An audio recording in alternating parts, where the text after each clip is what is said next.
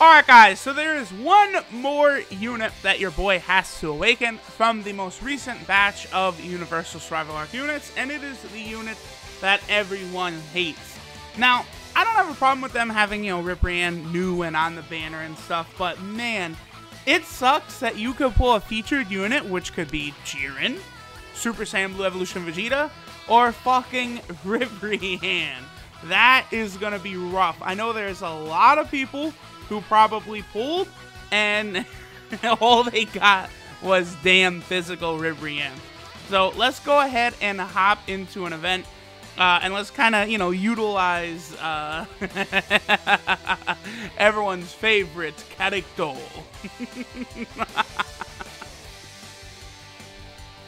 Alright guys, so let's go ahead and hop into an event with our...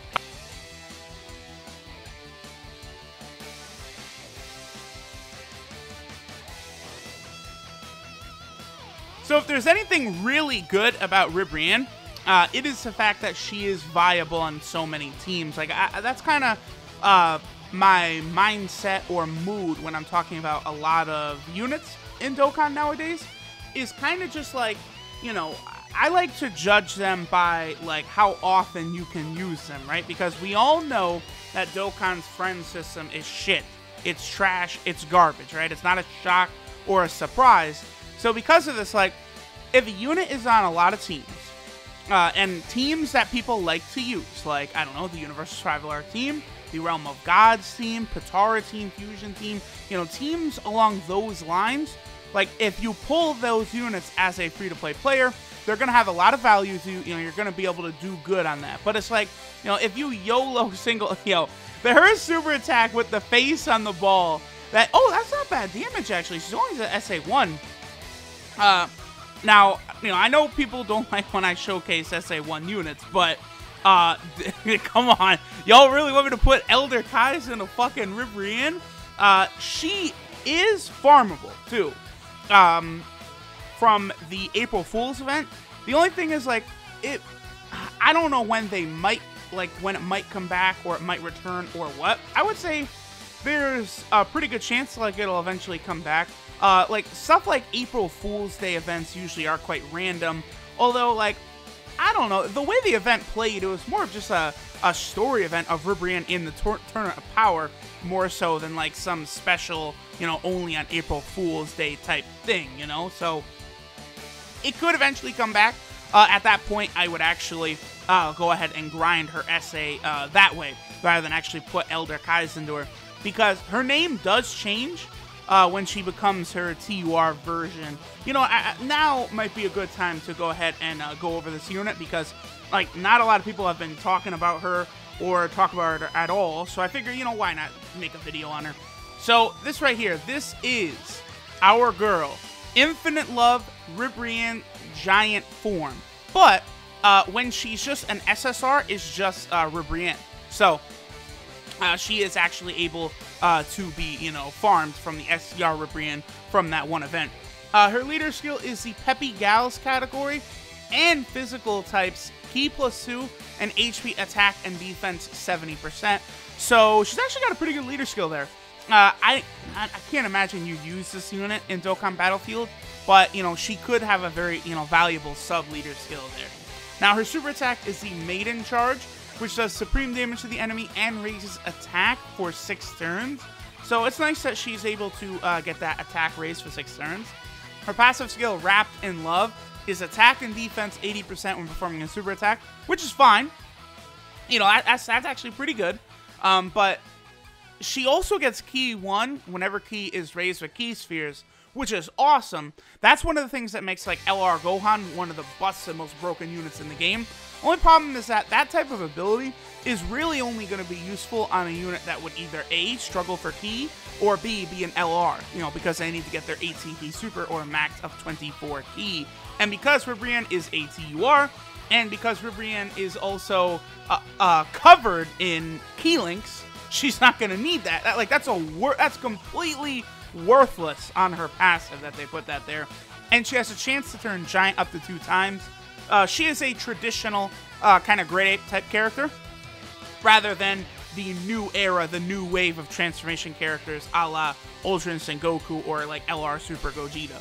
Now, her links are Battlefield Diva, Metamorphosis, The Innocence, Signature Pose, More Than Meets the Eye, Turn of Power, and Shattering Limit. So she has a bunch of shitty links like More Than Meets the Eye, Signature Pose. I mean, Battlefield Diva obviously would be very good for her on the Peppy Gals category team if you're going to use her there. But, like, honestly, if you're going to use, like, a Peppy Gal category team, I feel as though the SCR Ribrianne is probably better on a full Peppy Gal category team than this physical giant Ribrianne here. Her 12 key multiplier is 140%, and there's something really different about Ribrianne's transformed mode. Everything you figure. Just the only thing to really talk about is that she does have the the biggest tits in Dokkan. Like, everyone making the jokes about how Roshi was loving that. And then, of course, she does have 3 categories, which is nice. You know, she has the Universal Survival Art category. She is also over here on the Peppy Gals category. And she's also on the Giant category as well. One of the worst teams in the game, but, you know, Great Ape Turles is actually pretty good. He just got his Dokkan Awakening on there. So, let's just go ahead and continue, you know, going through this boss rush stage. I do want to make sure Ribrianne actually does get her transformation. So, we might go through, like, this stage. I want to see the before and after damage there. But we might go through this stage, and then maybe the Int Gogeta stage. And then I'm probably going to cut until... okay, after she super attacked there, she didn't take any damage at all. That's pretty good. I will go ahead and, you know, cut to when she transforms, because it is quite goofy, you know. That giant form she takes, that Android 18, absolutely just mollywops. Oh, okay. Jiren is like, yeah, we're not fucking around today. Your boy is gonna have to go in. Good shit, Jiren. Alright, so now we're gonna go into Super 17. Usually, I don't like running this boss rush stage because Super 17 really is a pain in the ass. But he can be stunned. So our boy Jiren is going to... Well, nah, see, we're not really going to be able to do crazy damage to him. But he is going to be, you know, getting hit with a 100% chance for a critical. And we do have God of Destruction Topo on the rotation as well. So that should be a pretty good damage.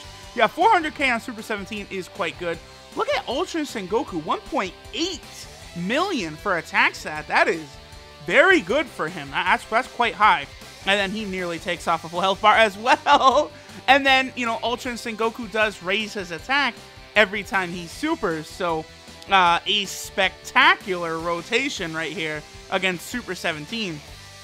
Of course, that barrier of his is quite agitating. I really wish they had not led this event off with him. It really does make it so annoying kind of going through it. Oh, yes, that's right. But we can have Android 18 just go ahead and finish him off. Android 18 is going to steal the show a little bit. But it's okay. It's all right. It's all good. It's all good. So goodbye, Super 17. Android 18 is able to do damage like this to Super 17. Goodbye, my boy. And now on to Int Gogeta we go. I mean, there's not really much else to talk about with Ribrianne. Like, I always knew that, you know, they needed to get her giant form into Dokkan. Like that was one of those things, like, you know, there are certain characters that they've kind of, like, passed up on so far that are pretty disappointing. Like, you know, there's many, like, situations, basically, before Super Saiyan 2 Gohan vs. Cell, that I feel like they really should kind of, like, you know, make powerful SSRs of those cards or characters, right? Notice the difference in Ultra Instinct Goku's attack when God of Destruction Topo is not on rotation, and Goku hasn't had a few turns to stack up his attack, by the way. Basically, a 450,000 difference right there on his attack stat. Very, very substantial. Now, like, there is, for example, the Vegeta who fought... oh, okay, yeah, let's see how well Ribrianne is able to handle herself here. So this is what I'm talking about, by the way. With Android 18, she completely has all of her ki filled out, so there's virtually no reason for her to have the extra +1 passive. But there's Vegeta against Frieza in the Frieza Saga. like, that outfit, there's still not a version of that Vegeta in Dokkan, which is just, like, the craziest thing to me. And, like, Legends, Dragon Ball Legends came out, and that Vegeta is in the game from day one. Like, I was thinking about that. I was like, there is no way that that is, like, a coincidence, bro. Like, you know, we would go this long in Dokkan without having him, but then, boom, it just instantly explodes onto Legends. Like, I really want them to kind of go back and make powerful cards for all those early sagas. I do think it would be good to kind of mix things up a little bit like that. Rather than just releasing, you know, a parade of, you know, Super Saiyans and stuff. I know that's what sells, but, you know, they could make, like, an LR Kid Goku, you know, against King Piccolo. That would sell. Like, if that was an unfeatured LR, people would chase that. That would be awesome. Nothing, I think, would be great. I would love the next featured LR banner was a Kid Goku, and his 18P Super is him doing the punch to take out King Piccolo, would be the fucking greatest. Like, that has got to be the next LR. Like, you know, I remember a long time ago, I was streaming. It was actually one of my first Dokkan streams so long ago, and people asked, like, what LRs would you like to see?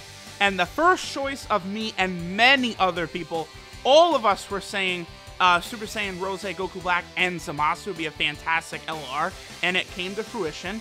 And then we all would love to see, you know, a Kid Goku taking down Demon King Piccolo would be another fantastic LR. That's probably, like, the most iconic moment in original Dragon Ball. Like Goku taking King Piccolo out like that. There's, like, no other moment in Dragon Ball more deserving of an LR. And Dragon Ball itself is deserving of more powerful cards. You know, they have added quite a few lately during the World Tournaments, but, like, I don't even know what they're going to do with the next World Tournament, considering their past, you know, all the tournaments that happened in the anime, right? You know, the 21st, the 22nd, and the 23rd, those were the final, you know, those were basically the tournaments that we saw. I don't know, I think it was the 26th tournament where the Buu Saga takes place. I believe so. I'm not 100% sure, but I believe there 2 tournaments happen off screen, and I believe Mr. Satan won both of those. Did he not? I believe so. And the 26th one, that is, of course, when Goku and Vegeta and everyone is there for the Buu Saga. So at that time, I don't know, we could see, like, maybe a Mighty Mask card. Like, the tournament, like, not even really that much happened. I would say the biggest moment from the tournament was, like, Trunks and Goten. I don't know, maybe we could see, like, an Android 18, since she, you know, I don't know, quote-unquote, kind of won. Well, she let Mr. Satan win, but you guys get what I'm saying. That would be the next time we get special cards, but, like, you know, at this point, if we're gonna get new Dragon Ball cards, like, they gotta make, like, a banner or something. Alright, at this point, I feel like, you know, Ribrianne, not a whole lot to talk about with her, so I'm gonna go ahead and cut until she makes her transformation into the biggest tits and Dokkan behemoth that she becomes.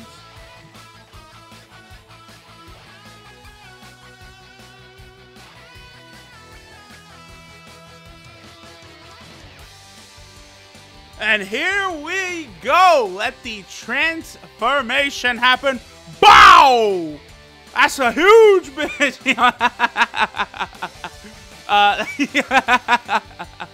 That's from Deuce Bigelow, Male Gigolo. That's an old ass movie. Alright, so here is Ribrianne's Giganto form. As you guys can see, the percent chance for her to transform is low enough that I actually had to go into a different event because I completed the boss rush without her even transforming. But here we— oh, damn! Yo, you know Master Roshi is trying to get in between them cheeks. Okay, 479,000. That's okay. That's okay. Bow! Yo, man, they were playing around when they made Giant Ribrianne here, bro. Look at this. Well, I was gonna say, I know that transformation is not done after only one turn. Unfortunately, though, her passive is not active while she's transformed. If she got that additional 1 key per key sphere while she was transformed, there would be a point and a meaning to her passive. But, you know, she doesn't have it when she transforms. You know, that's why one reason why transform characters are bad is because they'll lose things like that, and they also will lose potential buffs. Obviously, not the new transformation mechanic meta characters, Turles, Ultra Instinct Goku, Blue Evolution Vegeta, so so on. Those characters, they keep all their potential, all that shit is all good. But the Great Ape type characters are just nah. No good, no good, no good. But alright, guys, that will go ahead and do it. We saw the transformation Ribrianne into her Gigante form. Thanks for watching, guys. I'll catch y'all later.